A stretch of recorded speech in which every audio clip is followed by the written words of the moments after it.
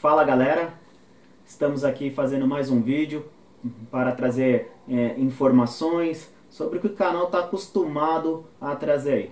Para quem não me conhece, meu nome é Felipe Santos.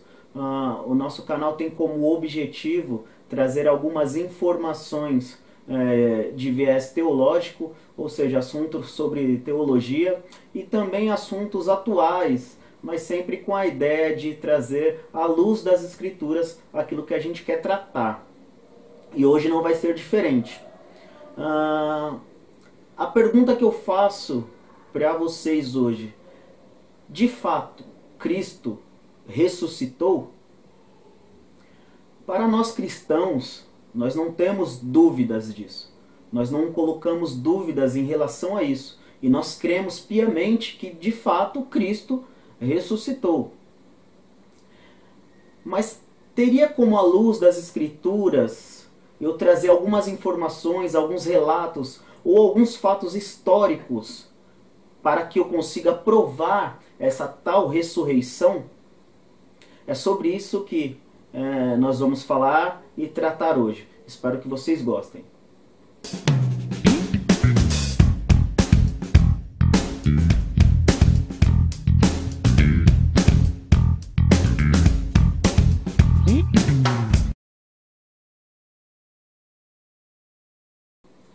Bom, antes de trazer essas informações e esses dados históricos aí sobre a ressurreição de Cristo, eu quero trazer também à memória aqui de todos algo que Paulo escreve à igreja de Coríntios. Lá em 1 Coríntios 15, 14, ele escreve assim: e se Cristo não ressuscitasse, inútil seria a nossa pregação, e inútil seria também a nossa fé. Ou seja, o que Paulo está querendo dizer aí? Paulo está dizendo que se de fato não acontecesse isso que nós vamos falar hoje, inútil seria estarmos pregando o Evangelho, inútil seria a Bíblia, inútil seria tudo isso que fazemos hoje como cristãos. Então inútil seria tudo isso que fazemos hoje. Inútil seria ter fé em Cristo. Então Paulo afirma que Cristo, de fato, ressuscitou. Antes de falar sobre esses fatos, sobre esses dados históricos, eu quero trazer aqui também algumas teorias que vão contra essa ideia de que Cristo ressuscitou. Teorias essas que estão ensinadas em algumas universidades, né, em algumas academias aí, mundo afora. Eu trouxe algumas apenas só para a gente debater aí e colocar algumas contraprovas sobre isso que eles apresentam como tese acadêmica. A primeira delas é o seguinte: é que os discípulos tiraram o corpo de Cristo do sepulcro. E por que eles fariam isso? Eles apontam. Porque senão seria inútil de fato eles continuarem pregando. Se Cristo não ressuscitasse, quem daria crédito ao que eles iriam dali para frente pregar e ensinar? Então os discípulos foram lá e tiraram o corpo de Cristo do sepulcro. Essa é uma tese. A segunda é que Cristo não morreu, não. Cristo desmaiou ou Cristo entrou em coma. Então tudo aquilo que Cristo sofreu, tudo aquilo que aconteceu, tudo aquilo que ele apanhou, tudo aquilo que o corpo dele foi esmagado e martirizado, não fez com que ele morresse. Tudo aquilo que aconteceu simplesmente levou Cristo a coma. E aí ele acordou no sepulcro e foi embora. Parece engraçado, mas isso é uma tese acadêmica. A terceira era que os discípulos eram ingênuos. Então, pela formação, pela profissão, por onde moravam, então eles eram ingênuos. Então, por eles acreditarem tanto em Cristo, eles tiveram uma ilusão psicológica de que viram Cristo. Então os discípulos inventaram que viram Cristo por causa da sua ingenuidade. Então eles queriam tanto que viram. Ou seja, aquilo que às vezes é falado, é um dito popular. Eu quero tanto ver algo, um fantasma, que aí eu vejo.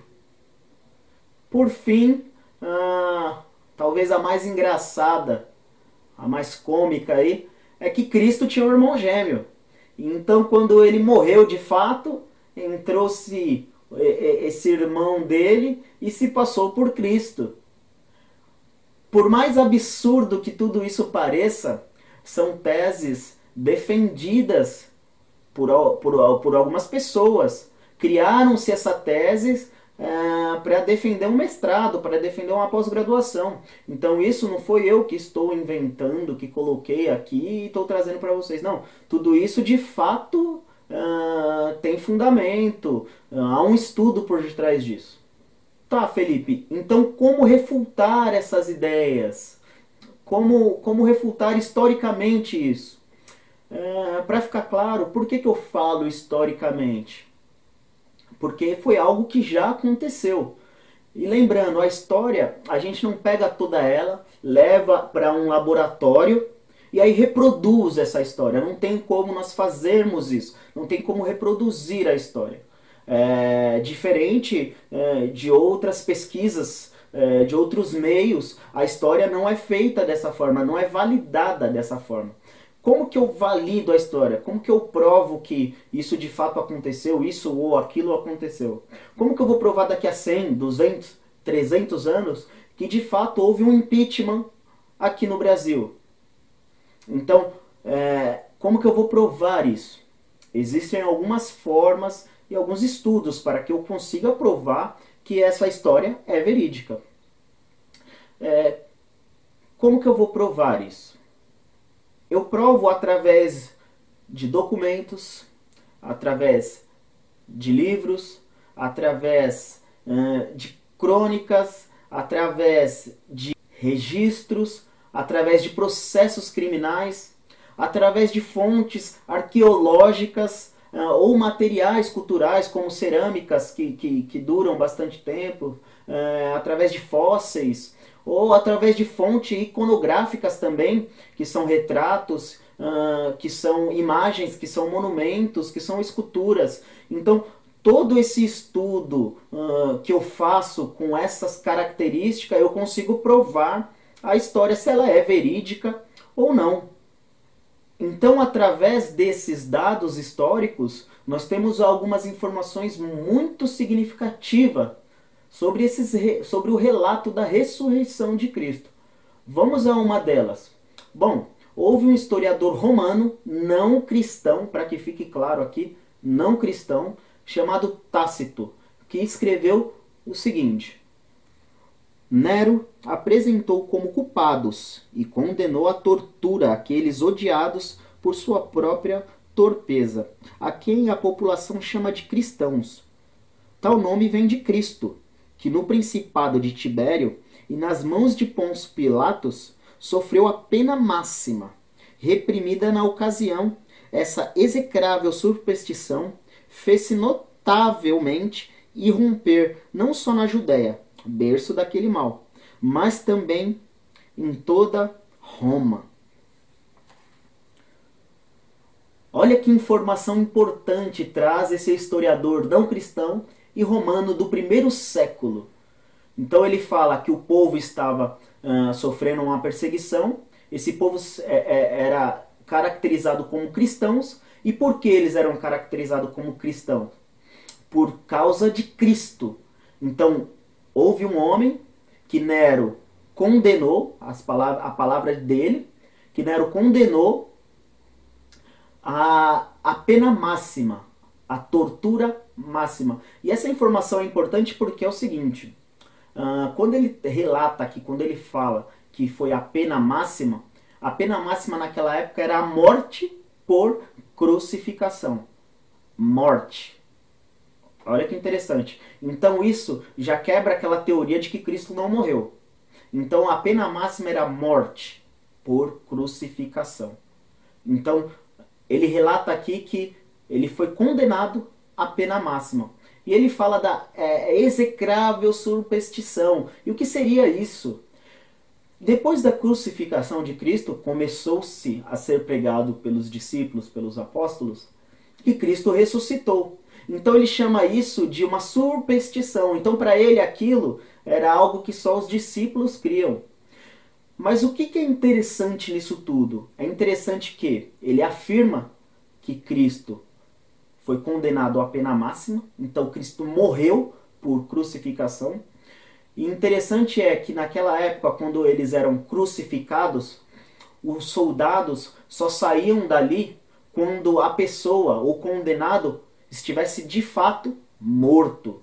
Então, ele relata aqui que ele foi condenado a isso e que depois disso começou-se a falar que Cristo ressuscitou. Então isso é importante porque nós temos a informação de que Cristo de fato morreu e que os apóstolos ou aqueles que criam começou a pregar que Cristo ressuscitou. Um outro dado histórico importante é de um outro historiador, também não cristão, mas esse judeu, chamado Flávio Joséfo. E ele escreve assim: e por essa época surgiu outro foco de novas dificuldades. Um certo Jesus, homem sábio. Ele era operador de feitos maravilhosos, mestre daqueles que recebem coisas estranhas com prazer. Atraiu muitos judeus e também a muitos gregos. Esse homem era assim, chamado Cristo. E quando Pilatos o condenou à crucificação, mediante acusações feitas pelos principais líderes dos judeus, aqueles que o haviam amado desde o começo não o abandonaram, pois lhe apareceu, segundo diziam, vivo outra vez ao terceiro dia. Havendo os divinos profetas falado isso, e milhares de outras coisas maravilhosas ao seu respeito. Outra informação muito interessante, porque outro historiador, não romano, agora judeu, não cristão, também relata da mesma forma que houve um Cristo, um homem chamado Jesus Cristo, que foi condenado à crucificação e que depois disso foi relatado por aqueles que criam nele que ele ressuscitou ao terceiro dia. Isso é importante porque não foi uma história inventada, ele relata que foi algo testemunhável. Então, essas informações, esses dados históricos, nos deixa claro que isso de fato aconteceu. Há um outro dado bem bacana que eu quero compartilhar com vocês também. Há uma pedra no Museu de Louvre, onde nessa pedra é relatada que ela é do primeiro século também. Um dos Césares, não sabemos qual, escreveu um decreto. Um decreto que dizia o seguinte, que qualquer pessoa que fosse pego roubando um corpo de algum sepulcro seria condenado à morte, pagaria com a própria vida. E olha que interessante, por que eu estou trazendo essa informação de uma pedra existente, de um documento existente da época? É que se esse César decretou isso, sinal de que houve um corpo que de fato sumiu de um sepulcro. Houve um corpo que sumiu e eles não acharam. Esse dado é tão importante que deixa claro que de fato Cristo não estava no sepulcro mais. Que ele sumiu. Bom, mas nenhum desses dados, historicamente, nós conseguimos provar que Cristo ressuscitou. Como que eu provo isso? Como que eu trago algumas informações sobre a ressurreição de Cristo? Lembrando, pessoal, isso é uma ação de fé. Isso é algo que nós cristãos acreditamos. Mas o que eu vou trazer, essas informações que eu vou trazer agora, é algo muito bacana de ser analisado por aqueles que são críticos ou avesso a essa ideia de ressurreição. Vamos lá. Eu vou pegar a Bíblia como um documento histórico, que a mesma é. Tem alguns que falam que não, a Bíblia não é um documento histórico, porque por detrás dela tem a questão da religião, mas a Bíblia é um livro escrito há mais de 2000 anos atrás. Então nos traz informações que em muitos outros lugares não tem, só tem ali. Então ela é considerada sim um livro histórico. Bom, quando os discípulos começaram a pregar essa ideia de que Cristo ressuscitou, é interessante que a primeira pessoa a ver Cristo ressurreto foi Maria Madalena, uma mulher. E naquela época, pelo machismo da própria época, o testemunho de uma mulher não era válido.